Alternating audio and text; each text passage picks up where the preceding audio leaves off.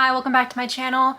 My name is Laura and today I'm going to talk about all of the books I have acquired since the last time I filmed a video, which was quite a few months ago now, so there's quite a stack. I've had my birthday since then, I've done lots of shopping since then, visited a lot of great secondhand stores. Stop trying to get in bed. Visited a lot of great secondhand stores, so I'm really excited. I've also moved into a new apartment, so that is my new background here with my bookshelves, which I'm obsessed with. I have had so much fun putting them out. Thank God for my mom who helped me alphabetize them all when I was first moving in. Godsend. But yeah, obsessed with that. Got lots of books to talk about today, so I'm just gonna go through them quickly and talk a bit about why I picked it up. And yeah, that's gonna be today's video. And I hope you guys enjoy. If you do, please give it a like. Comment if you've read these books, which ones you think I should get to sooner rather than later. And yeah, let's get into it. So the first one I have within reach is Whale Fall by Daniel Kraus. From what I understand, this book is about a diver who goes searching for, I think it might be his brother, but it's a family member of his that's gone missing. And so he goes out in his dive equipment and he gets swallowed by a whale, and he has maybe an hour or more left in his oxygen tank. So it's told from within the belly of a whale of him trying to get out of that situation.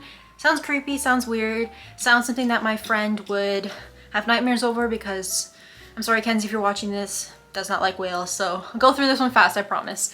But I'm excited for it. It seems really strange, really intriguing. I did see that there's gonna be a movie, I think, of it. So yeah, I got that because it's not a plot you hear every day, I feel like. A classic plot, but not one you hear every day. And then I got a fantasy called Blood in the Mist by Hope Morales. Sunbeams Jess is a creator on here that I follow for many years, and she has the most interesting fantasy recommendations, ones that hit on some classics of the genre that I've been really interested in. She's the one who introduced me to Mervyn Peake's writing, and I love that. So she talked about this book recently and a couple others, and it just made me really intrigued to explore other parts of the genre.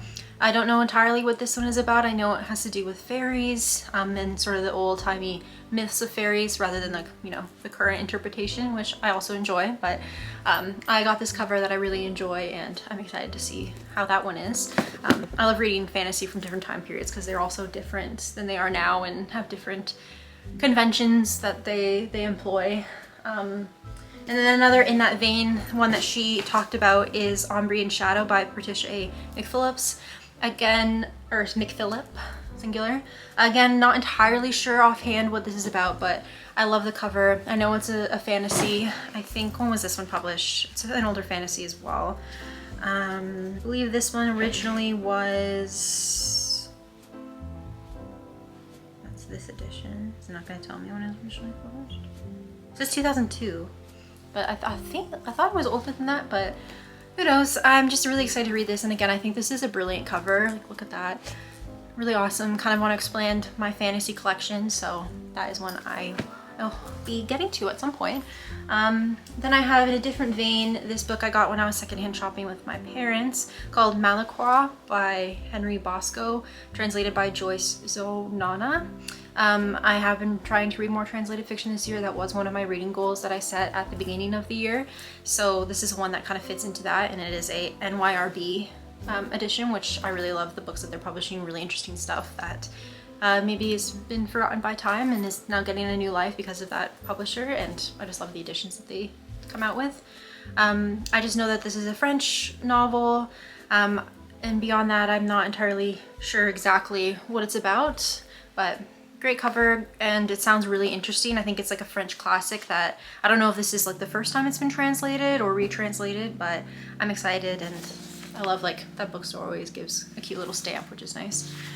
So that is that. And then I got a short story collection by Angela Carter, The Bloody Chamber. This is a classic of sort of horror gothic, I think, short stories by Angela Carter. I haven't read any of her work, sorry for cat hair, but I've been really wanting to get to this one. I do like reading a short story collection every now and again. It's not my favorite mode of, or form of literature, I guess would be the better way to put it, but it is one that I like from time to time, especially like a good gothic horror short story, and I think she's sort of a, like, I don't know, powerhouse of that genre, and one that I haven't read, which I feel like I should, just to have a better background. I love horror, I love spooky season.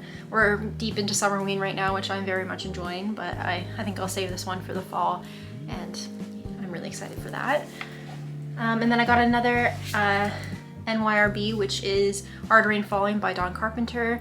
This one I think is more, it says a Dostoevskian tale of crime, punishment, and the pursuit of ever elusive redemption. So like a modern Crime and Punishment maybe. I did read Crime and Punishment last year and loved it, and anything sort of, I think speaking to that would be something that I would enjoy. I like that kind of fiction.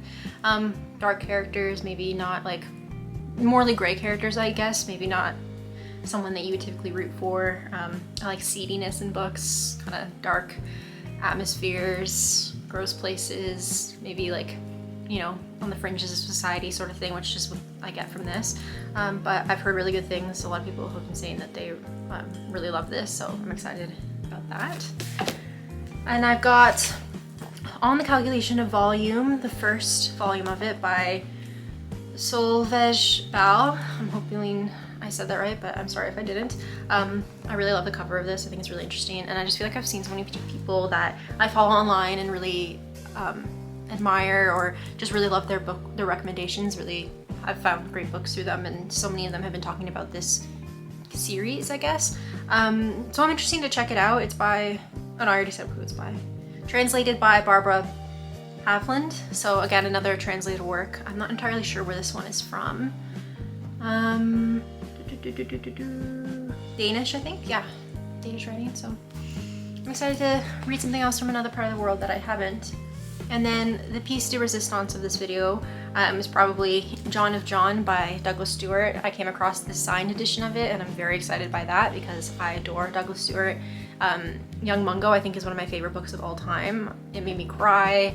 I need to reread that. I love that one. And I really did love Shuggie Bain too. It's really interesting because a friend of mine read Shuggie Bain first and then Young Mungo, and just like said that they love Shuggie Bain so much that and not Young Mungo as much, but then it was the opposite for me. I read Young Mungo first, and that one's my favorite, so I don't know if that has, you know, whichever one you read first is the one that's close to your heart, or just a difference in personal taste, but I thought that was interesting.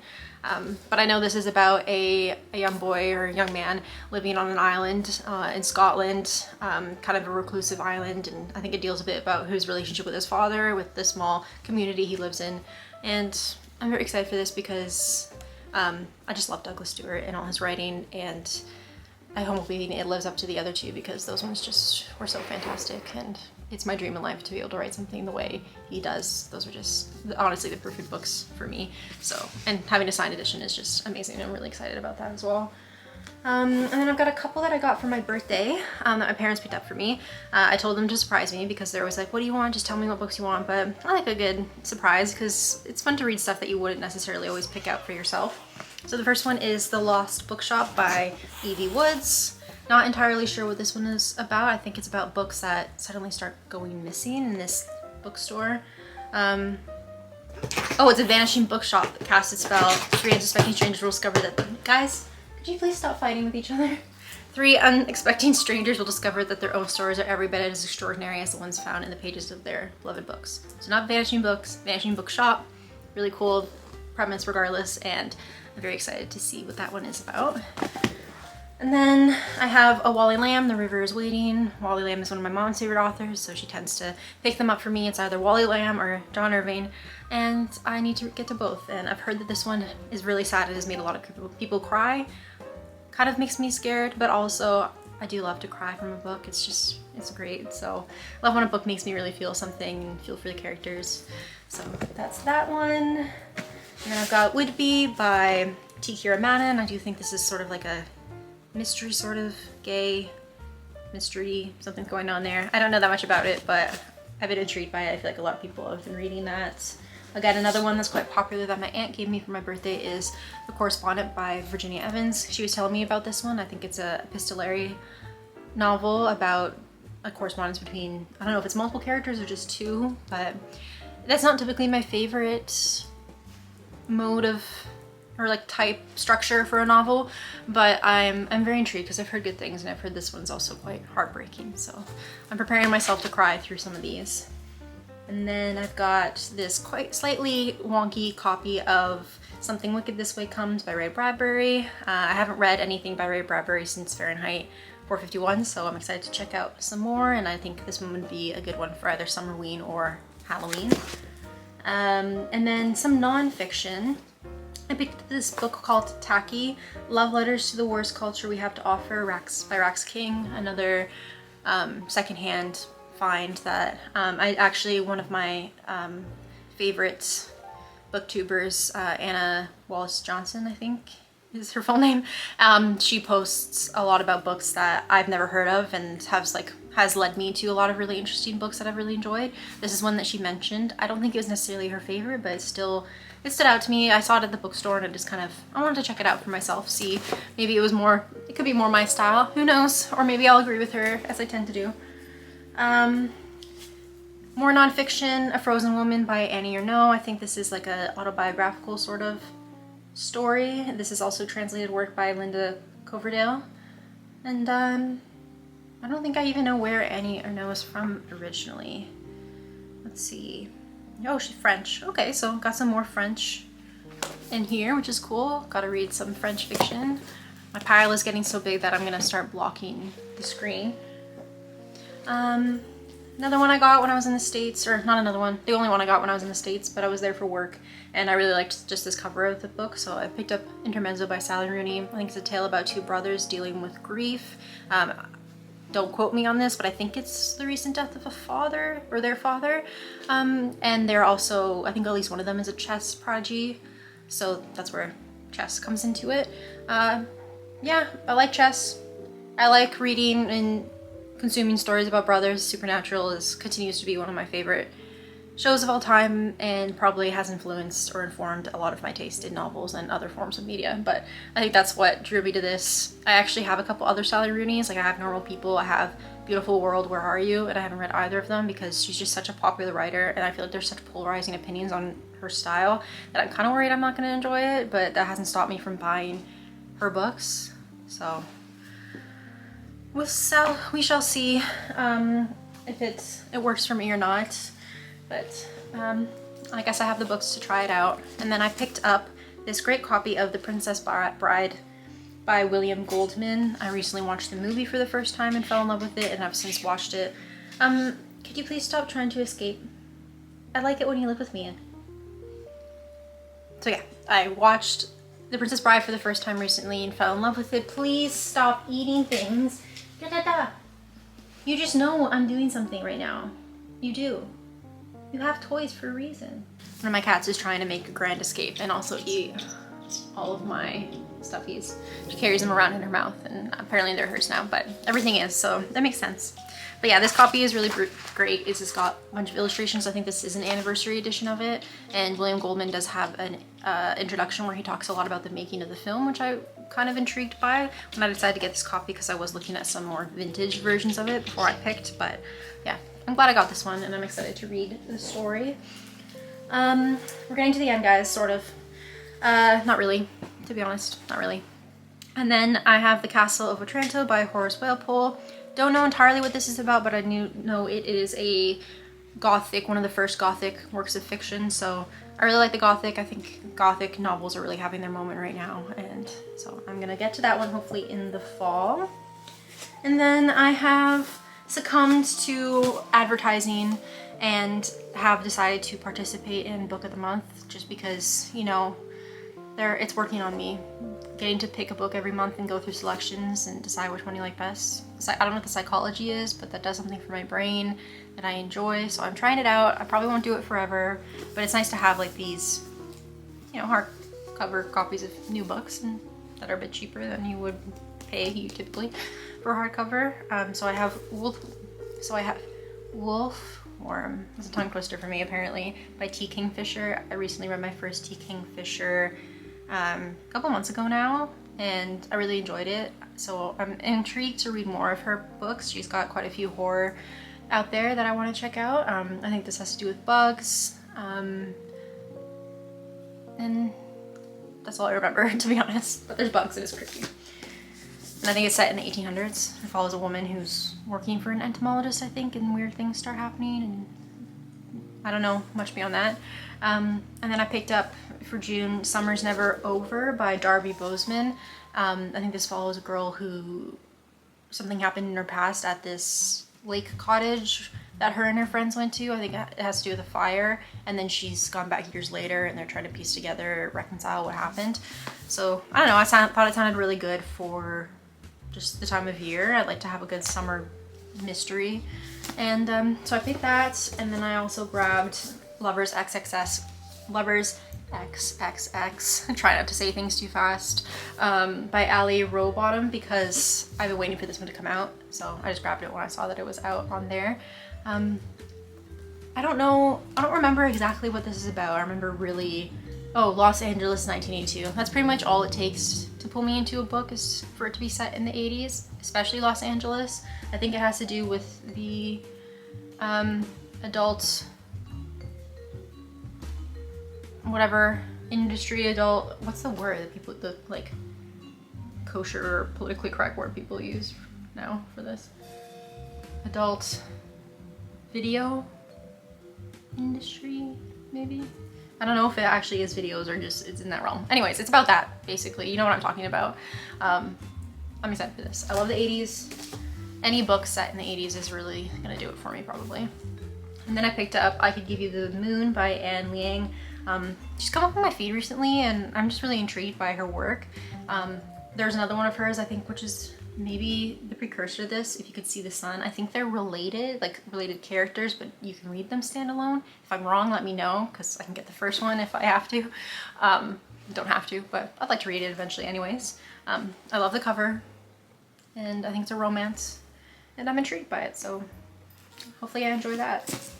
And then I picked up a book that for a book club me and my friends are doing together, and it's called Blindness by Sarah Mago, winner of the Nobel Prize for Fiction. I think this is a dystopian novel, and that's basically all I know about it, other than that it contains a lot of very difficult scenes, difficult content. But me and my friends are going to read this together and have a little book club, have a little meeting to discuss it sometime, I don't know when, a couple months from now maybe. We're going to take our time with it, and so I'm excited for that, and there's nothing better than having a little reading club with your friends, I think. And then for the last few paperbacks that I picked up actually yesterday and today, we do have a, what do they call, little book library, free library around the corner from my place. So me and my friend were checking it out yesterday. She got a couple paperbacks, and I picked up one, Islands in the Stream by Ernest Hemingway. I have been making my way through all of Hemingway's work. I went through a period where I read a lot of it all at once, and then haven't read any Hemingway in quite a while now, years now. So I saw this, grabbed it, didn't even know that this was one of his books. There's so many, honestly, in a lot of collections and all that. So I grabbed this, and it seems really good. I just love the vintage version of it. And it looks like it came from Bantam Books. There's a little stamp. So yeah, it's nice to have a nice old paperback. And then for the last chunk, today I went to a local bookstore here in Winnipeg that is they're having half off on all of their paperback. It's a used bookstore. So I got quite a few for pretty much the cost of one paperback. I got like a big stack of books. Where I'm gonna put that, who knows? But I'll find a spot for them. A lot of them are books that I've had on my TBR for a while and been wanting to read. So yeah, if you're in the Winnipeg area, check out Lisecki, and I hope I'm saying this right, Lisecki Burton Books. It's on Osborne. They're having their half off paperback sale because they're trying to get rid of some paperbacks to make room for more books, essentially. So I got Titus Alone by Mervyn Peake. Again, bringing it back to Sunbeam's Jess. I was part of her slow read when they were doing I did the first volume of this series with them, which is Titus Grown, I believe is the first one. So I've read that one. I haven't read Gormenghast yet. And then this is the final one. But the copy I have is like the 3 volumes in one copy, and it's just such a big book because it's the 3 books in one that it's kind of hard to hold. So I thought I would look for just the single paperback so that I could just read the next 2 volumes with that. They didn't have the second one, unfortunately. Apparently the owner was telling me that Peake is quite rare but also quite popular, which doesn't shock me. So it's hard, once they get them, they tend to go quickly. which really grinds my gears because there was a copy of Gormenghast last time I went there, and I thought, no, I'm not gonna get it. I have the 3-book-in-1, and it was one of the original covers. Should have gotten it, but regardless, I found the 3rd one, so that'll be good for once I get back into that series and finally finish all 3 volumes of it. And then I got some classics. I got Madame Bovary by Gustave Flaubert. Great vintage copy of it that I've got. I love these like vintage paperback covers. I got this really old copy of Red Badge of Courage by Stephen Crane. I have read this before, but I was quite young when I read it, so I would like to revisit it. And again, just like a really nice old copy of it. What is next in here? I got Decline and Fall by Evelyn Waugh. I apparently don't know how to say her last name. Evelyn Waugh. I'm not gonna go through it again. I'm not gonna embarrass myself twice. I could look it up, but I'm not gonna. So yeah, that great cover of that one as well. One of the, you know, orange penguin editions. And then I got Waverley by Sir Walter Scott. I'm actually obsessed with this cover that I found of it. I love that. Just great. I'm guessing that's like the Highlands picture of it. And I promised my father that I would read some Sir Walter Scott. I have 2 here. I've got Ivanhoe, and then I've got a collection of short stories, but I'm wanting to read Waverley. Saw this really old copy, cool copy, so picked it up.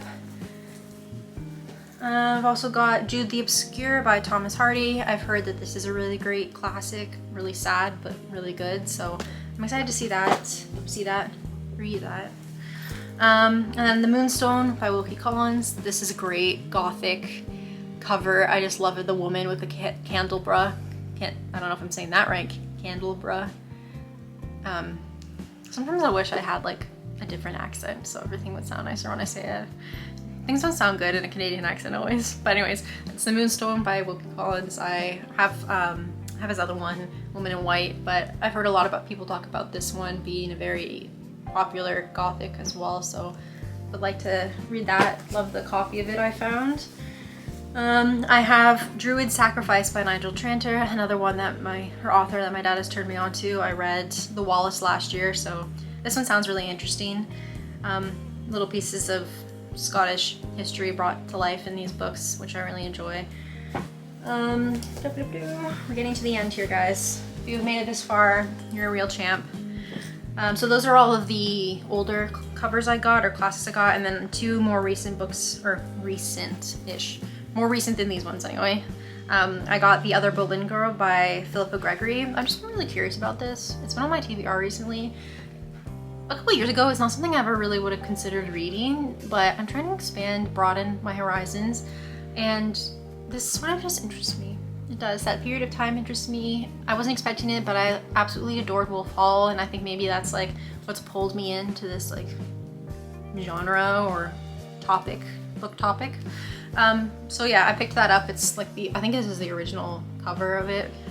So hopefully I like that. My mom actually, or my parents anyway, have the first copy. I think it's a series. I don't think you have to read it as a series, but she's got the other copy at home, so maybe if I like this one, I'll check that one out too.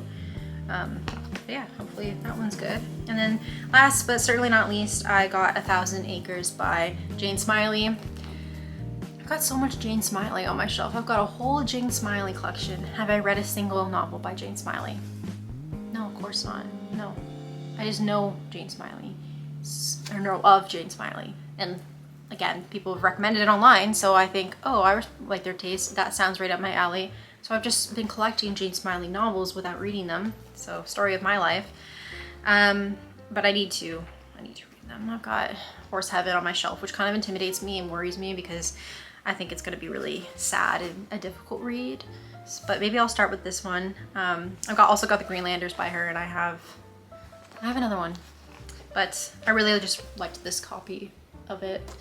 There's something just so satisfying about like the older covers. Like I sometimes like some of the newer covers, and they really work for me, but a lot of the time it could just be a phase. But the classic covers or older ones, just there's something more charming about them, I think. Like things look good now, like the covers look good, but I don't think they're charming. And maybe something has to be vintage or has to have existed for a bit and be a past style for it to be charming. Maybe that's an explanation, or maybe not, who knows? Maybe they were just charming in their day and we've gone away from that. But those are all the books I picked up. It is a mountain and a half. It's been fun. I've liked collecting them.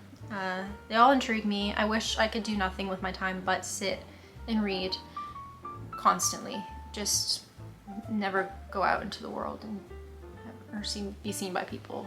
Just read books and then do nothing else. But that is not life. I have to snatch. What are you breaking? You have to shove everything that's breakable onto the floor. So I better go before my cat breaks all of my breakables in the apartment, waiting for me to pay attention to her. So I gotta go give her some cuddles. Stop. Gotta go give her some cuddles. And yeah, I hope you enjoy this video. I hope you've maybe found some things that you want to read or recognize some favorites. I'd love to hear your thoughts on anything, honestly, in the comments down below. And yeah, if you have any opinions again, like, or see any favorites, just shoot me a comment, a like. I always appreciate it, and I hope to see you guys in the next one. I hope to be a bit more consistent now that I'm a bit more settled into my new place. And yeah, thanks so much for watching. Bye!